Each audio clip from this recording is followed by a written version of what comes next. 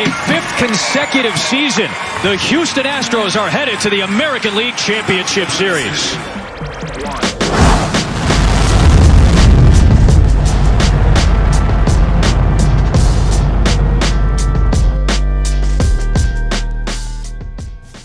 What is up, everybody? Welcome back to another edition of Beyond the Diamond Podcast here on the Apollo Podcast Network. Brian LaLima, Apollo Dez here with you. Follow us on Twitter at BLima790, at Apollo Dez1, and of course at Apollo HOU. Subscribe to our YouTube channel, youtube.com/Apollo HOU.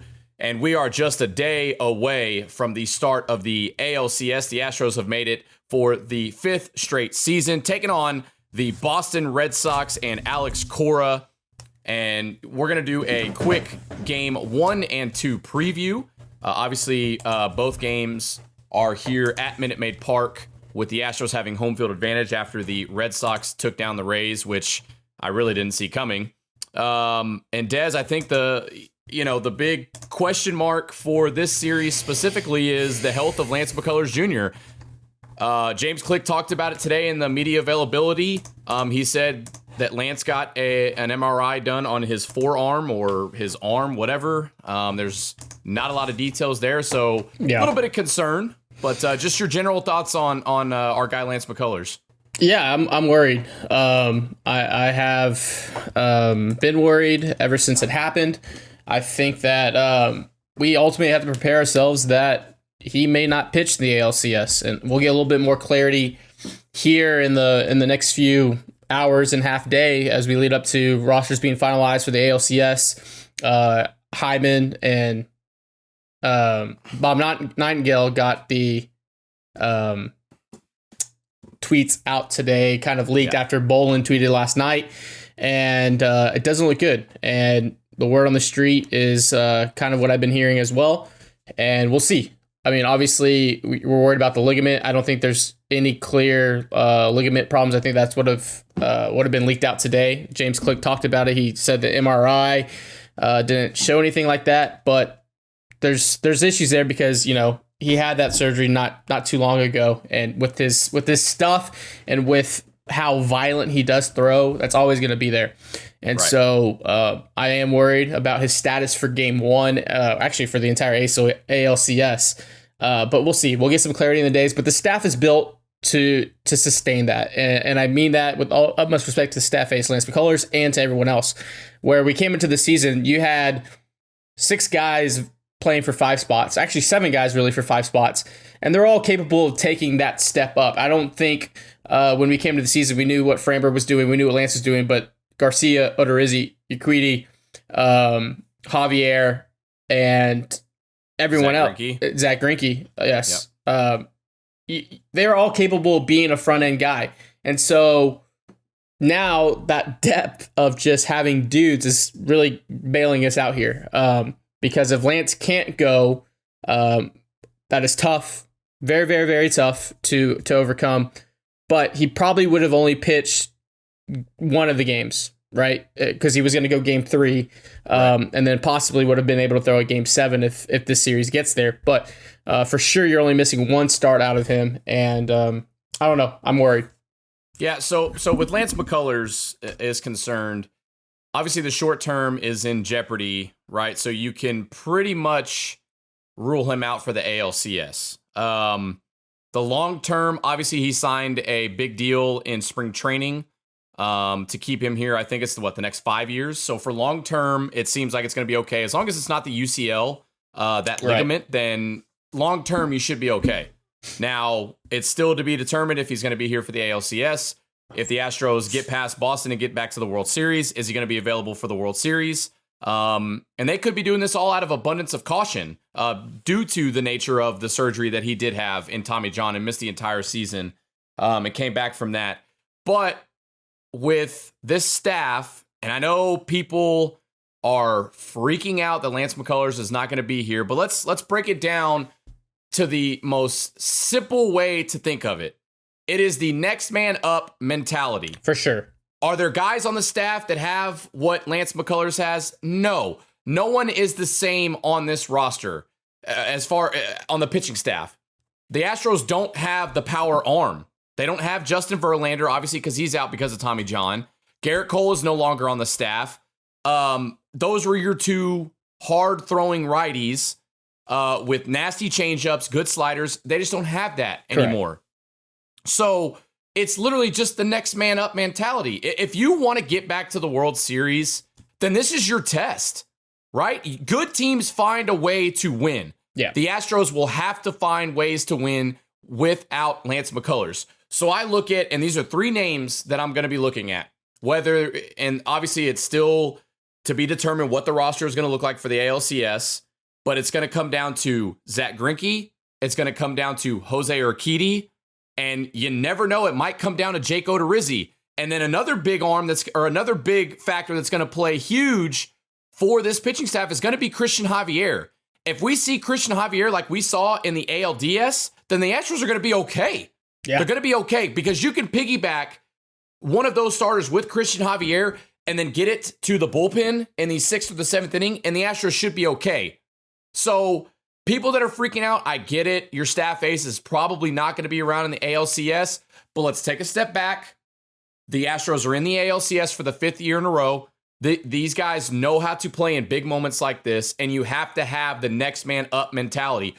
Like I said, if you want to get to the World Series and you want to win, then someone's going to have to step up.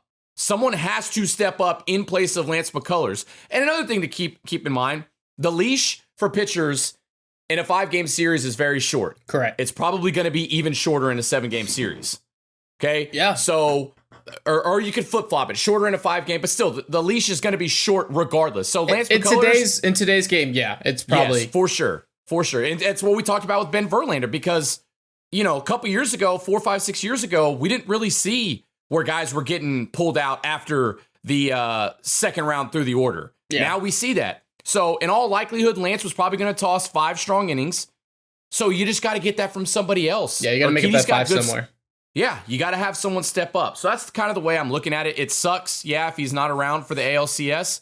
But hey, this is what good teams do. They find a way to win. For sure. And I think the big elephant in the room is, and we've seen it in the Twitter spheres, that you have this discussion of, Jose Urquidy should have pitched. He should have pitched. This never would have happened to Lance. You send your ace out to win a series. If you get him twice in a 5-gamer, you take that 100 times over. You can't play this what-if game. Now, as we go into Game 1 and Game 2, I think the biggest thing with this potential injury is that the home field advantage that you locked up is paying dividends now. Absolutely. Because if you were to send out Framber and Luis on the road to Fenway to start off, then this is a totally different conversation. Absolutely. Because now they get to be able to pitch at the comfort of Minute Maid Park, where they've had success against this Red Sox team. It is the playoffs. Their mentality should, hey, I'm going to go and I'm going to bust my ass and I'm going to throw the pill around for at least 2 times through, because that's probably where my leash ends, and I'm just going to ball out. And they get to do it in the comfort at Minute Maid Park. You figure out Game 3, 4, and 5 in Boston. You figure that out later. In a 7-game series, you had an opportunity to survive the surge, ride the wave, and just play baseball. Because in a 7-game series, it all evens out, and 9 times out of 10, the best team that plays the best baseball usually wins. Right. And so these guys have logged big innings. Framber has logged big innings. Jose Urquidy has logged. He's almost thrown more playoff innings than regular season innings. And then you have Luis Garcia coming in last year pitching in an elimination game, and he pitched well, not great, but well in Chicago, got his feet wet against a hostile crowd and all that. Now he's back at home. It's going to be comfortable, and I think that's a perfect setup in this imperfect situation. Yeah. And with Jose Urquidy, with Luis Garcia, 'cause Luis Garcia against the White Sox really didn't pitch bad. Correct. Now, the missed third strike call, obviously that changed the momentum of the entirety of that game. He gets that call. He probably goes another inning. Urquidy pitched damn well in 2019 in Washington at Nationals Ballpark. Yeah. In the World Series. Okay. So that experience is going to be there. Now, another thing to think about is the offense needs to continue to roll to take pressure off of this pitching staff. And when it comes to the Red Sox pitching staff, Nathan Eovaldi, throws hard. Is it Eduardo Rodriguez? Right? Erod, yeah. He could throw Yeah. it. He's got some nasty stuff. So, on the you look left at side. you look at the Red Sox pitching, and obviously Chris Sale is back. Is he in the pen? Is he in the rotation? We don't know yet. We don't know, right? So Chris Sale is obviously Chris Sale. I think he's not as good as he used to be. Obviously, he's had injuries. He's on the latter part of his career. He's still Chris Sale at the end of the day. But when you look at their pitching staff, they don't scare me. They don't blow me away. They don't have what the Los Angeles Dodgers have. Yeah. I mean, not very many teams have that, but their pitching staff, it's not like these guys, it's not like the Astros are going up against a pitching staff that is just the top of the top, right? I think we're about to see the highest ALCS scoring in the history of baseball. I think both offenses are going to carry the teams and carry these rotations and the bullpens to wins in the games. Yeah, there'll probably be a one-off 2-1 pitcher duel because it's baseball. But majority of the games, I think they're going to be very high scoring affairs. Yeah, and in the ALCS in these 7-game series, you throw everything you have at each other. It doesn't matter. Yeah, you throw everything and the kitchen sink to try to get W's in this ALCS. And on the offensive side for the Red Sox, they're hitting just as well as the Astros. Rafael Devers is absolutely raking right now.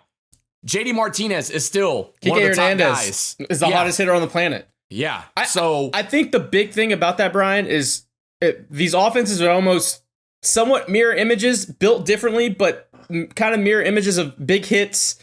A guy can get hot and carry a lineup.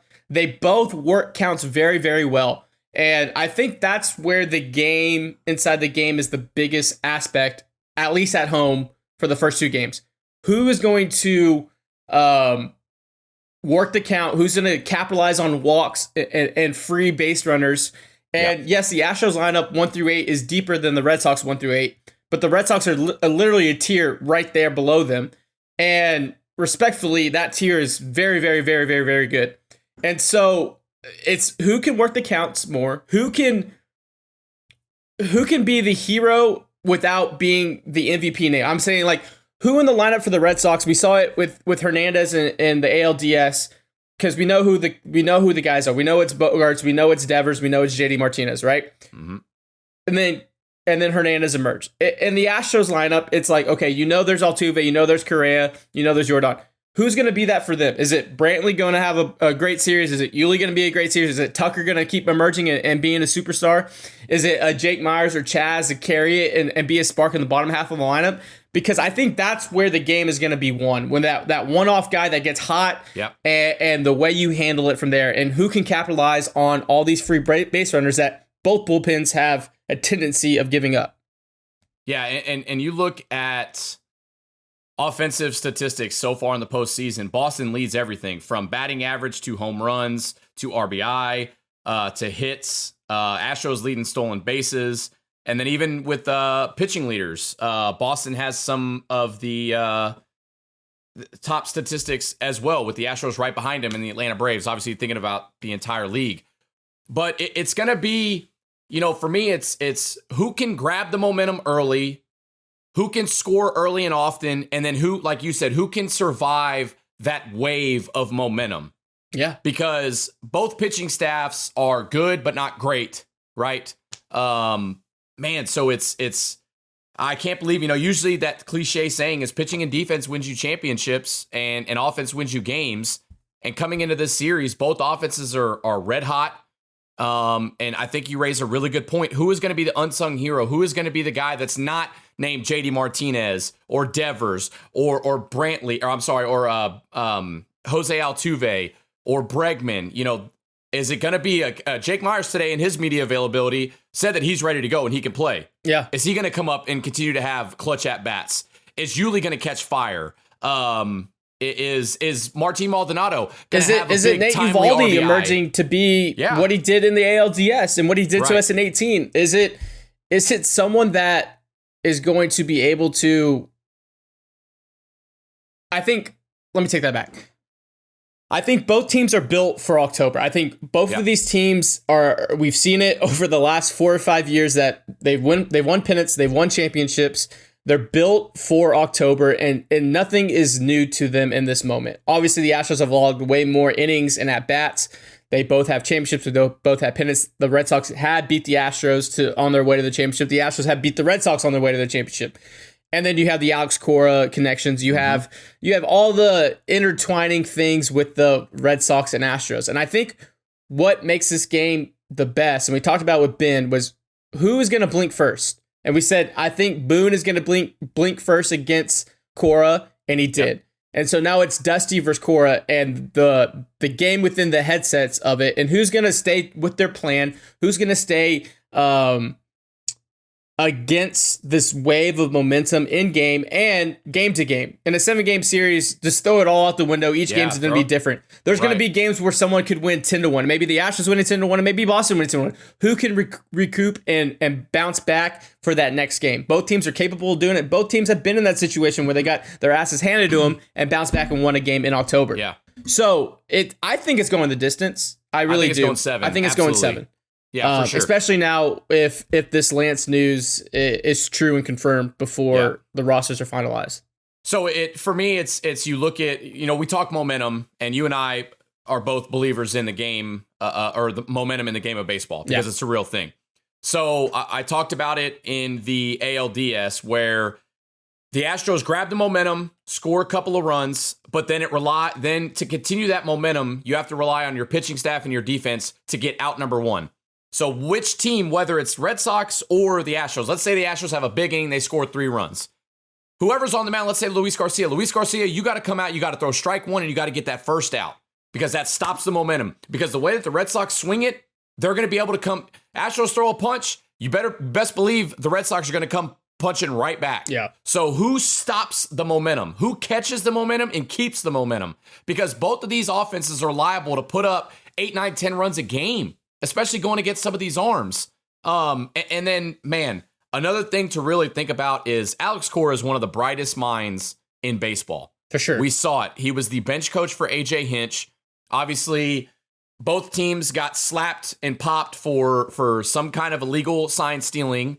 And then, Alex Cora took a year off, suspended. Yeah. Got rehired. Man, wild. It's crazy. What a concept, huh? What a concept. That's a story for a different day.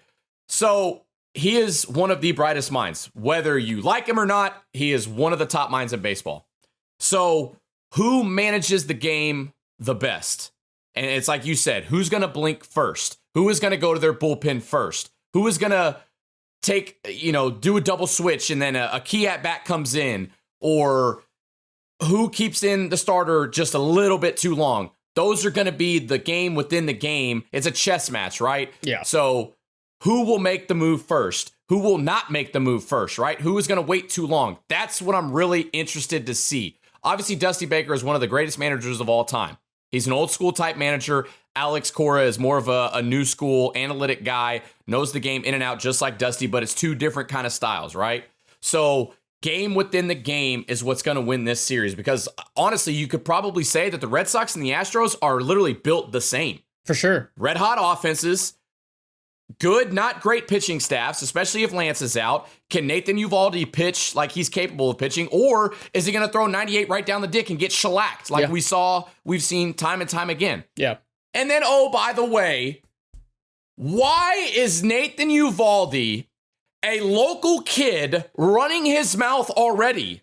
So it was taken out of context. Okay, by Fox I Sports. did not see that. Okay. They did drop the actual interview and Fox kind of finagled the words a bit. Of course they did. But bulletin board material. I would be plastering that everywhere in the locker room, even though it was more of a I think a comment about how the Astros were run in the Jeff days, and they rubbed people the wrong way, the way they carried themselves, and I think that's what Nate was talking about, not talking about the alleged cheating stuff. But who like between you and I and the viewer and the listener, who carried themselves the wrong way?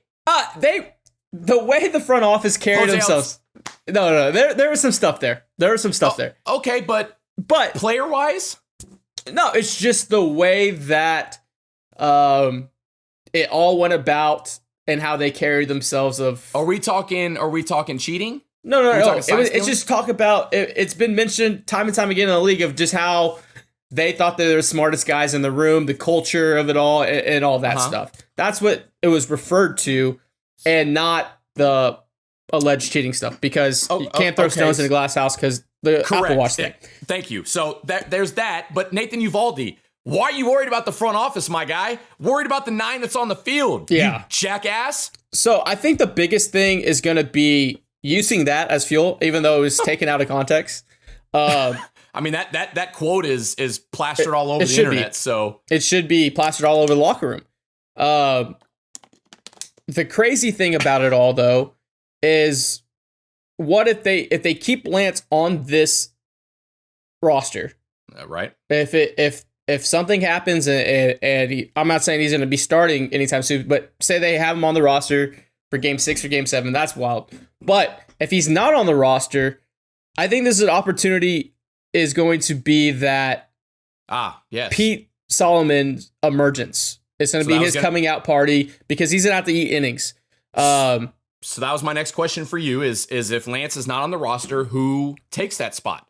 Yeah, I think it's going to be Pete, Big Dick Pete. Pete Solomon, who is a stud, an absolute stud. Fucking phenomenal stuff. I really hope if he is on the roster that you get a big in a game or you're down big in a game so he can get his feet wet. I don't want his first appearance on the road in Fenway against that crowd because that crowd's going to be rocking. Minute Maid Park's going to be rocking. But if he is on the roster and you do throw him in a game, I hope it's not a high lever situation for the very first time. He's got the stuff. He is a dude.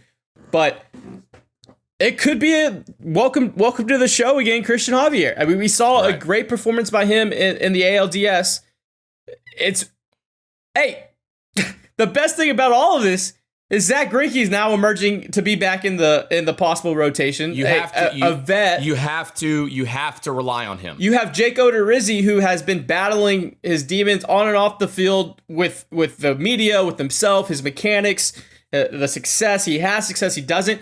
If he gets hot, and we talked about it down the stretch in the regular season, we said the X factor for the Astros could possibly be Jake Odorizzi because he is going to have 5 starts down the stretch, and the Astros will need those 5 starts. And Jose Urquidy, people forget he's a big-time pitcher.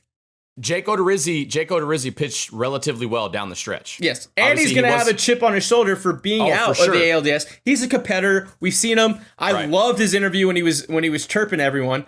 And he can go out there and get you. We just need 5. Just give me 5 if your name is called, or if you're a bridge guy, give me 2 and hand it off to Graveman, Stanek, Presley. So this is my one of the biggest things for just everyone that's going to be a Houston Astros fan for this series. When Dusty Baker makes these decisions, I know that people are going to be what's the word? Not off the rails, but irrational, right? They're going to have irrational takes. Like, oh my God, Yimi Garcia is in again. Oh, Phil Maton. Holy shit, why are we going with Jake Odorizzi? Man, the biggest thing, especially if Lance McCullers is out, is you have got to trust the manager. You have got to trust the manager. You've got to trust Brent Strom, and you've got to trust Joe Espada. Yeah. They are going to put the Astros in the best position to win baseball games. And then, obviously, your guys have to compete. So if Jake Odorizzi gets a start, let's fucking amp him up from a fan standpoint. Yeah. At the end of the day, they're big leaguers. For sure. So they're the top 1% of athletes or baseball players in the world. So just the irrational takes, man, let's just tone it down. For sure. Take a little step back. Okay. In a 7-gamer, it's a marathon. It's not a sprint. It is a full goddamn marathon. Yeah. And so you're gonna have to buckle up. I mean, there's gonna be ebbs and flows. We'll be at the game 1 and game 2. Yeah. Minute Maid Park should be a circus. It does come alive in the ALCS. Yes, at times I have said it's been a country club atmosphere that the fans have been content. The truth. For sure. But it comes alive in the CS. It comes alive in the ALCS. Yeah. And so I'm excited for that.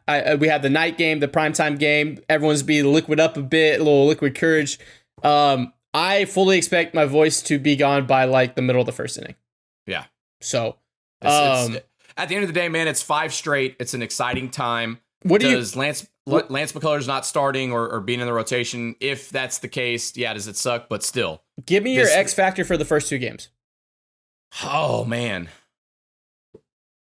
X factor as far as player or just what's going to win, or you could do either or. So, I think I'll do it game by game. I think for me, Framber Valdez, can you get him past the 5th? Can you get him to the 5th? Pitch count has got to stay low. Come out with a quality start and get yourself 5 solid innings. 5 solid innings, and they have a chance. And then the same goes for me in game 2. Luis Garcia, you're at home. Give me 5, son. Just give me 5. Those are my 2. And that's actually the X factor for the entire series is, can the Astros pitching staff, the starters, get you 5 solid innings? Yeah. That's my X factor. Obviously, I'm not concerned with the offense. I know back in 2018 when they played the Red Sox in this same ALCS, the Red Sox literally had every single thing go right. Every bounce went right for them. Bounce. Literally everything. So I'm not worried about the offense, especially with this 1 through 9. Yeah. Right? Because these guys have been there for me, and it's been the question mark since day one. Since day one, we said it on this Beyond the Diamond podcast, is the biggest question mark is going to be the pitching staff. Now, the starters, we're in the ALCS now. Give me 5 and you'll be okay. Yeah, I think my 2 X factors is who's going to emerge for the Astros. Is it Yuli, Brantley, Yep. A Myers, or a Chaz? I think one of those 3 guys really need to get hot. And the second one is your bridge guys. If they do the philosophy of piggybacking, which I think they're probably going to do, Yep. Can those guys sustain that throughout a 7-game series? Because we saw it last year with the Rays. We saw it in 17 with the Red Sox. And then we saw it against us in 19, where when you start throwing these guys a lot, and it falls back on your starter not going 5. So the more times they're being seen, that's more data these batters are getting, especially now when you can pull up the iPad, you can have all that stuff back in the dugout. Both teams do this tremendously well, that if you give them enough data, they're going to figure it out. Last year, the Rays jumped on us early. We ran the 3. We didn't get to do it. But all those relievers that came in that back half of that series, we were all on them. In 19, the Nationals got all of our stuff. We kept throwing Will Harris and the same guys out there. By the time Game 6, Game 7 rolled around, it didn't fool them. They saw it 5 times over. In 18, the Red Sox did it to us. In 17, we did it to the Dodgers. So it's almost like who can you hide your bridge guys enough, and who can step up to replace those bridge guys so you're not giving them enough data in a 7-game series? Because in a 5, 6, 7 at the tail end of that series, because I don't think there'll be a sweep on either side. Both teams are very, very, very the same team essentially. But who can take that data and apply it and use it to their advantage to close out a series? Because if you're seeing the same guy over and over again, by Game 6, then nothing's going to fool you. You've seen it. So I think that's going to be the X factor of how can you limit the exposure of your guys early in the series and still win? Right. And how uncomfortable can you make these Red Sox hitters with the bridge guys? I mean, obviously your starter has a different mentality than your bridge guy, than your back end bullpen guy. How uncomfortable can you make them? And man, at the end of the day, it's going to come down to whose pitching staff is better, who's rested, who's managed well, who is handled the best. Yeah. And then a thing that I think of right now is the big moment. What big moment are we going to see in Game 1? What big moment are we going to see in Game 2, and so forth and so on? Because there's always that big moment in each game, right? And that's the momentum that I keep talking about. If you can grab that momentum early, if you're the Houston Astros, in between inning 1 and 3, grab the momentum, score a couple runs, and it could change the course of the rest of the game. For sure, 100%. And that changes everything. That changes the way you manage. That changes the way that you manage your bullpen, manage your starter early and often. And then at the end of the day, it is the next man up mentality. And that goes for the lineup That goes for the pitching staff. That goes for everything. Everyone. If Brantley's not swinging it well, okay, who's behind him? Bregman? If Jordan is hot and Altuve's not, who's up next? Yeah. Continue it all the way. Next man. Make it that's the title of this. Next man up. That's the title of this, Josh. Okay, our producer. Shout out producer Josh. Okay, Next man up mentality. As we close it down, we do have our Ask Apollo segment. We got the questions coming in. We'll just fire them off because we're right up bumping against the time here to get this out. At Not Houston Bruv, that's our boy Brucey. Pete Solomon season is here? ? I think he's on the roster. I think he has him. It's going to be him or Belak. I think. Man, I at this point I would say go with Pete Solomon. Yeah. Shit, get him in there. From our guy Spaceman, with two high-powered offenses, it's going to come down to starters eating innings and who can see more of the opponent's bullpens. Spot on what we just talked about. Whose bullpen has a better crop? Solid question. We just had that kind of rant. We just had. I think the Astros back end with Stanek, Graveman, and Presley is slightly better than the Red Sox, but that middle of that bullpen for the Red Sox has less question marks than the Astros do going into the ALDS. See, it's give or take, right, man, with both these teams. I mean, they're you can have a better back end, but you can't. If you don't get to that back end, then what's the point? It doesn't matter. And vice versa. The Red Sox have question marks on the end, but their middle could get them there. That's the whole thing. That's the whole thing for me is the Red Sox might have a better bridge guy or a better middle bullpen, but the Astros back end of the bullpen is better than the Red Sox. The Astros have a better shortstop, but then the Red Sox might have a better third baseman. It's like give and take. It's crazy. And we've seen it time and time again with Alex Cora. And we'll jump to the next question right after this. But it just came to me, and it is giving me a little bit of fear. Alex Cora has done this last series. He had Sale up in the pin to close out the game. We saw it in the past with Sale in the World Series. We've seen it with Eovaldi. I am slightly worried if it goes into 5, 6, 7 that we're going to see Eovaldi and Sale close out games, and he's not going to rely on his pin. He'll go with Erod. He'll go with his middle rotation, and then on that back end to close games out, he's like, "Hey, I'm not sending a question mark out there. I'm sending my dude Nate or I'm sending my dude Chris to go close it out." That scares the fuck out of me. Another question about, does Pete Solomon get a better roster spot? And then this is from Baseball Barry. He goes, also asks, is there a better voice for podcasts and radio than Lalima?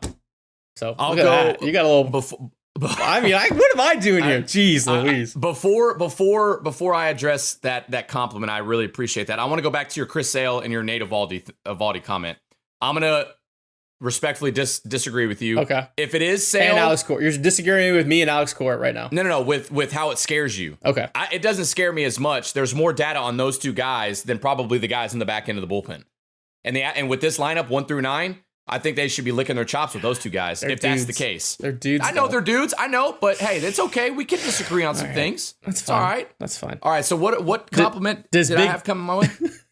The first comment was, does Big Dick Pete get a roster spot? And then something about you have a better voice for podcast and radio. I don't know. Something like that. I think Pete Solomon does get a chance. And this is Baseball Barry, you said, right? Yeah, Baseball Barry. Hey, Baseball Barry, I appreciate it, brother. Look, I'm a team guy. Okay. So on the other side of this Zoom call is my co-host. So we give and take, right? I have a face for TV while you have a face for radio or whatever the saying Correct. is. That's what my sisters told me all growing up, is that I had the face for radio. So that's okay. Yeah. That's fine. I'm used to it, but I do appreciate the compliment. Again, I'm a team guy. This podcast doesn't happen without Dez. It doesn't happen without our producer, Josh, who makes it happen and bitches at us because sometimes we don't do the correct thing, but that's fine. Yeah. He holds us accountable. Yeah. He holds us accountable. At the end of the day, it's for Apollo HOU, We're dedicated to Apollo HOU. We're dedicated to Apollo HOU. Apollo HOU, we're dedicated. K. Mays asks, he's throwing a curveball to us. Will the U.S. men's national team qualify for the World Cup? And who do you have winning the Stanley Cup this year? Yes, the men's national team qualifies for the World Cup. Brian's walking away. He's very frustrated about this. And then the Stanley Cup. Let's go Vegas Knights. I don't know. I like Vegas. That's like one of the only teams I know. Yeah, the Vegas Knights just beat the Seattle Kraken. I saw. Nice. That's my Knights. I'm a big hockey guy. I just want the NHL to bring a team to the city of Houston. Yeah, we need that. I would get season tickets for that, and I would get myself a hockey sweater, and I'd be on the oh the my front god, row, season tickets for knocking sure. down Labatt Blues, beating on the glass, hammered drunk. Ask Paulo. This is from Jaime. Well, with Lance out, what do you think? Who do you think steps up and surprises us if the Astros pull off the series win? Jake Odorizzi. As the mayor of Jake Odo Town, my guy, we're getting us to the World Series. I think, in all seriousness, ALCS MVP Jake Odorizzi. Jake Odorizzi is going to have the chip on. Jake Odorizzi is going to have the chip on his shoulder. Next question. Well, we got a lot of questions today. I love this. From @Craig Hartman. Out of Greinke or Odorizzi, who do you see being the one to start in Game 4, and what do you think the result will be? Man, it's going to be Greinke. It's got to be Greinke. Yeah. I'm taking Greinke over Odorizzi. Man, it's Odo. You think? No, okay, hold on. Game 4. Game 4. Either way. Yeah, it's Odo. Odo started, and Greinke's piggybacking. In Boston. You've got.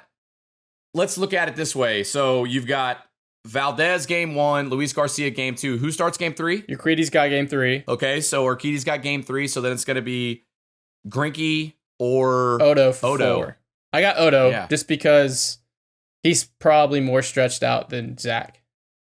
Yeah, I would have to, now thinking about it, Game 4, I would have 3:20 game on Saturday. Breaking news. Wow. They really gave the Houston Astros game, that midday game. What a crock of shit. Oh, I mean, I man. guess it's because the NL's first Game 1 that night, whatever. Next question. This is from @TallTexan89. With Myers possibly and LMJ more than likely based on what we've seen on the shelf for the CS, Odo seems to be given, but who are they replacing Myers with? Also, will they carry 3 catchers again, or might we see Big Pete Solomon called up from the taxi? It's a very good question. So from what Jake Myers said today, he's going to be ready to go. But he said, I'll do what's best for the team. So there's a slight chance that he will not be on the roster, but I think he'll be there. Yeah. And if he doesn't, then you have to look at, Marwin Gonzalez. For sure, yeah. I think that's what they'll do next. Yeah. I think he's going to be there. Just what we saw from the reports right before we went live. And if LMJ is out, Odo's on. And I don't think they're going to carry 3 catchers. I think Stubbs won't be on this roster right here. I think you got to go Pete. I think you got to go you got to go another arm. I think you just got to load up on arms just because you're going to be throwing a lot. You're going to have to. You know who's going to come up? You know who's going to come up in a big time pinch hit situation? Diaz. Jason Castro. Oh, I mean, dude, he's locked in. He's Mickey Mantle after the 7th. You could make a case for Ledmus Diaz as well. Yeah. So this from our guy Taylor Pay. What roster changes do you expect if Lance misses the ALCS if he doesn't play? Yeah, I think we already kind of hit on that. I think Pete could be there. I think Belak could probably be there. I think it'll be Pete. Odo for sure. This is from Mr. Dex at Apollo HO. You, our guy, which Astro is most likely to hit it over the monster and out of Fenway this series? Ooh. Carlos Correa. You know what? Actually, Jose Altuve is probably going to hit one too. Bregman. Oh, yeah. I think Breggy, that little launch angle he's got, that's just kind of his thing.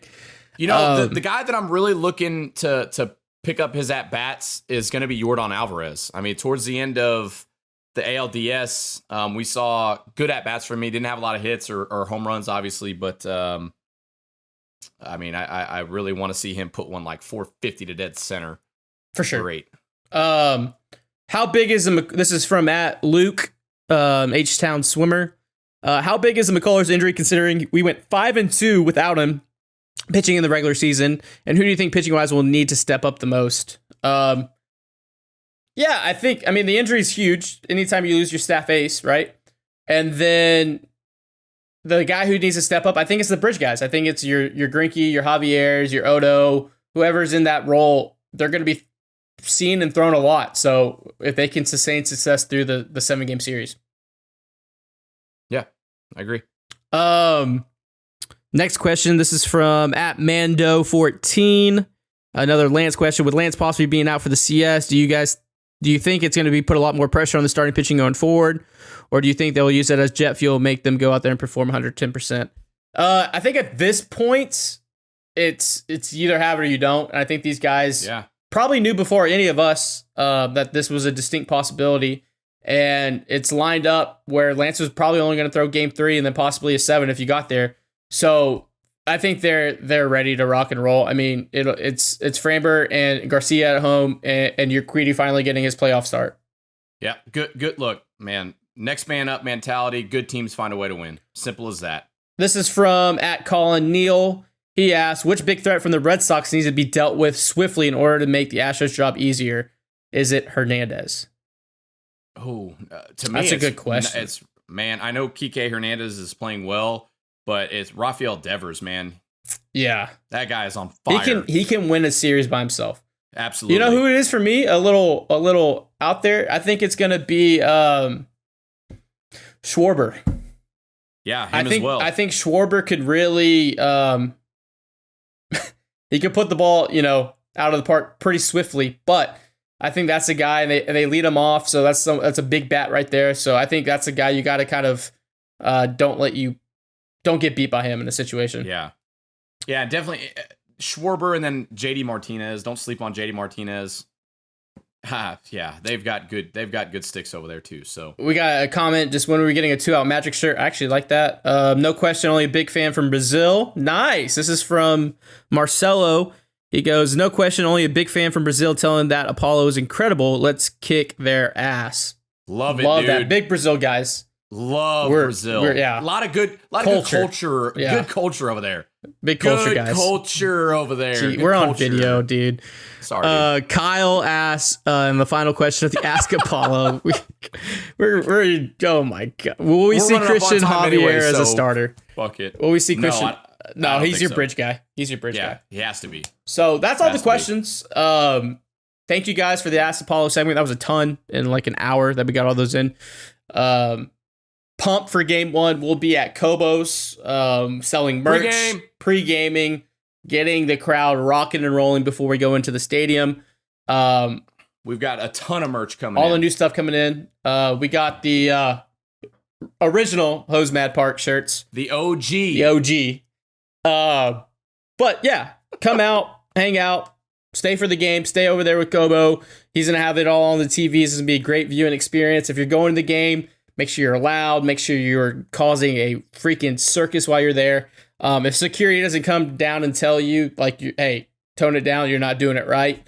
But that's it, Brian. It's going to do it. Yeah. Let's wrap it up. I'm ready. I'm pumped. That's going to do it. That's going to do it for our ALCS games 1 and 2 preview. We will be back after games 1 and 2. So we will be back early next week. The Astros play this Friday, this Saturday. They have Sunday off to travel to Boston, and they're back in Boston to play games 3, 4, 5. They play Monday and Tuesday. We're going to have watch parties on Monday and Tuesday. Location still to be determined, but we will announce it on our Twitter page. So make sure you're following at Apollo HOU. Make sure to follow Dez and myself at BLima790 at Apollo Dez 1. As always, thank you guys so much for listening, for watching. Subscribe to our YouTube channel. Follow us on socials, and we're gonna keep dishing out the best content in the city. As always, Dez, before we get out of here, you got anything? Nothing much. Just love you guys. Astros taking on the Red Sox in game 1 this Friday. We will be there. Thank you for watching. Thank you for listening. We'll be back after games 1 and 2 here on Beyond the Diamond Podcast on the Apollo Podcast Network. Peace. Love you guys.